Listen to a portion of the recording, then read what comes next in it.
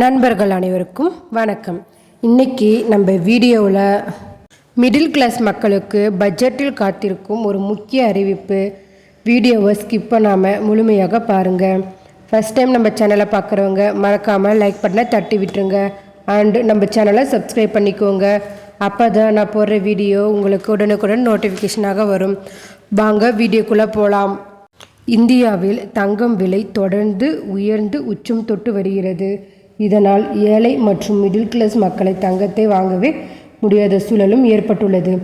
இதற்கிடையே தங்கத்தை middle class மக்கள் வாங்க உதவுவது தொடர்பாக சில முக்கிய கோரிக்கைகள் வலியுறுத்துகின்றனர்.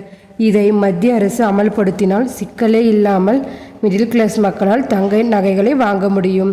நமது நாட்டின் மத்திய பட்ஜெட் வரும் பிப்ரவரி 1ஆம் தேதி தாக்கல் செய்யப்படுகிறது.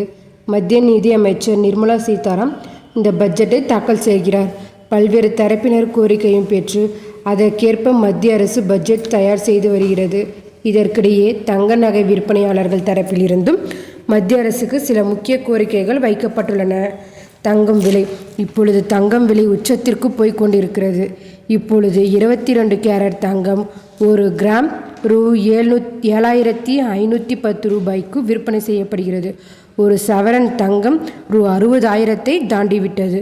மேலும் தங்கத்திற்கு ஜிஎஸ்டி 3% வரையும் செலுத்த வேண்டியிருக்கிறது.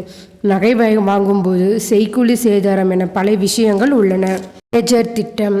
தங்கம் விலை இந்த அளவுக்கு உச்சத்தில் இருப்பதால் ஏழைகள் மட்டுமின்றி மிடில் கிளாஸ் மக்களாலும் கூட தங்கத்தை வாங்க முடியாத சூழல் ஏற்பட்டு வருகிறது. இதற்கிடையே நடுவர்க்கத்தினரும் தங்கத்தை வாங்க ஏதுவாக இஎம்ஐ மூலம் தங்க நகை வாங்க அனுமதிக்க வேண்டும் என நகை வியாபாரிகள் கோரிக்கை விடுத்துள்ளனர். மேலும் தங்க நடிகை செய்வோரின் திறன் மேம்பாட்டிற்கு தனியாக நிதி ஒதுக்கு கோரிக்கை விடுக்கப்பட்டுள்ளது. இப்பொழுது தங்கம் விற்பனை செபி, ரிசர்வ் பேங்க், வெளிநாட்டு வர்த்தக இயக்குநரகம், நிதி அமைச்சகம், வர்த்தக அமைச்சகம் என பல்வேறு அமைப்புகளால் கட்டுப்படுத்தப்பட்டு வருகிறது. ஒவ்வொரு விஷயத்தை செய்யவும் பல்வேறு அமைப்புகள் விண்ணப்பிக்க வேண்டி உள்ளது. அதை எளிமைப்படுத்தப்பட்ட ஒரே ரெகுலேட்டர் வேண்டும் என தங்க நகை விற்பனையாளர்கள் விரும்புகின்றனர். கடந்த சில ஆண்டுகளாகவே தங்கத்தை சுத்திகரிக்கும் நிறுவனம் தங்கம் தூய்மைப்படுத்துதல் 0.65% மட்டுமே லாபம் கிடைப்பதாக கூறப்படுகிறது.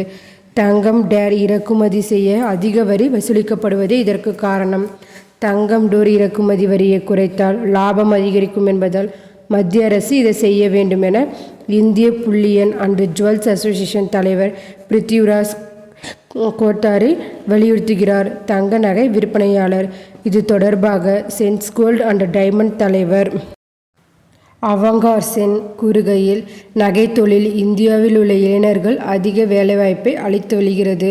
வரும் காலங்களில் இது அதிகரிக்கவே செய்யும். அவர்களின் திறன் மேம்படுத்த மத்திய அரசு தனியாக நிதி ஒதுக்க வேண்டும் என அவர்கள் முன்னிலையில் பல கோரிக்கைகளும் வைத்துள்ளனர்.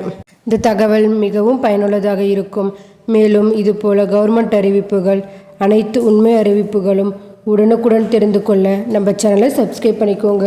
அண்டு நிறைய பேருக்கு ஷேர் பண்ணுங்கள்.